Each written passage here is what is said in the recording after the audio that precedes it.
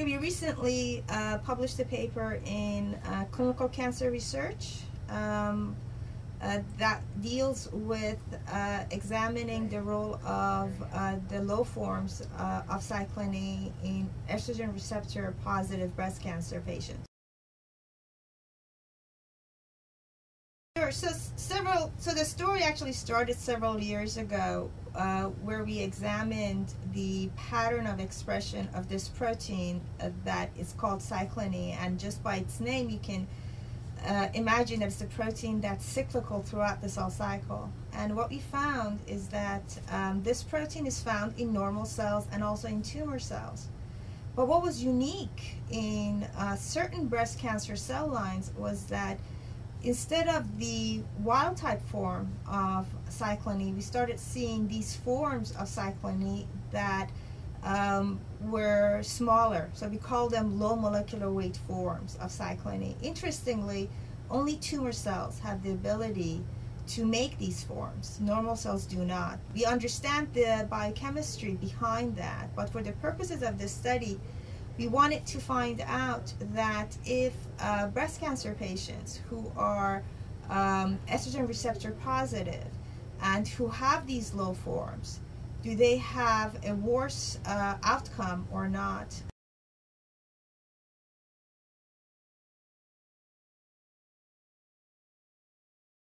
So since the low forms of Cycli-E bind to CDK2 and it has a function in oncogenicity, of course we're interested to inhibit it. So we need to inhibit the activity of the low forms of Cycli-E, and the activity is when it's bound to complex to its partner CDK2. There's a drug that's called roscovitin, and it's clinically available. The clinical name is salicylate, and this drug inhibits CDK2, whether it's bound to the wild type or the low forms of Cycli-E. But when cells are treated with roscovitin, the activity of the low forms of Cycli-E is also inhibited.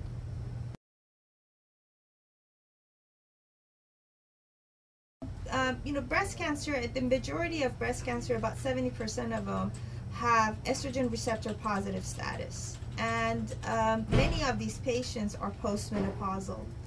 And to postmenopausal patients who are estrogen receptor positive, following surgery, chemo, or radiation, after that they are maintained on aromatase inhibitors. Aromatase inhibitors will inhibit the activity that estrogen receptor will have. So by inhibiting the pathway that estrogen receptor acts on, the aromatase inhibitors have the ability to inhibit the proliferation of these ER-positive breast cancer cells.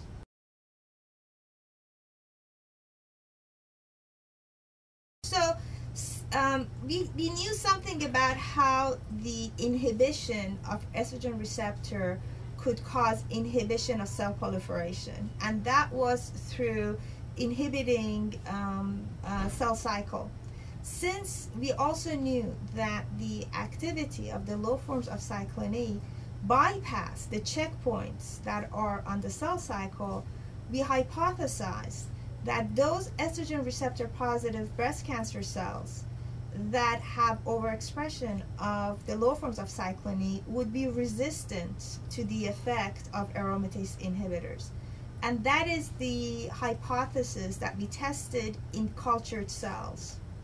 And so we examined cultured cells that would respond to aromatase inhibitors. Specifically, we used letrozole. And we found that these cells their growth would be inhibited, their proliferation would be inhibited by treatment with letrozole.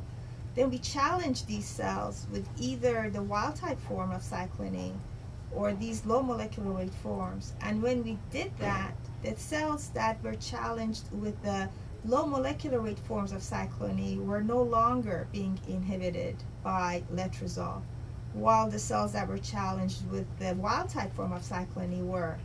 So next we wondered if we took these cells that have been challenged with the low forms and were given letrozole and combined that with roscovitin, would these cells now the proliferation would stop. And in fact, roscovitin was capable of inhibiting the proliferation of these cells, suggesting that roscovitin can bypass the effect of the low forms of cyclin E on letrozole resistance by inhibiting it. So next, we wondered that if we went and looked at breast cancer patients who were estrogen receptor positive and who were treated with aromatase inhibitors and examined their pattern of cyclin E expression, how would their recurrence match or correlate to the level of cyclin E?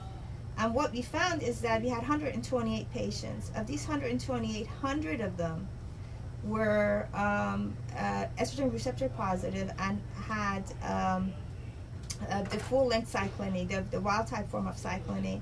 And all these patients were also treated with aromatase inhibitors. Only 3%, 3 out of the 100 patients recurred. However, when we looked at the 28 other patients who had the low forms of cyclin E and who also were treated with letrozole, what we found is that of those 28 patients, 14% of them recurred. So that tells us that about 5-fold more patients who have the low forms of cyclin E have the ability to recur even when they're being treated with letrozole. Absolutely. So, what this study suggests is that it begs to put forward a clinical trial where we would identify those patients who are estrogen receptor positive, they're postmenopausal, and whose tumors overexpress the low forms of cyclin E. Then we would put these patients into 2 arms. One arm would just get the standard of care, the aromatase inhibitor, and the other arm would get the aromatase inhibitor plus salicylib. And we would then follow these patients and answer the question, would a co-treatment of these patients with both letrozole and salicylib inhibit their recurrence? And that is the study that we're going to be setting up in the near future.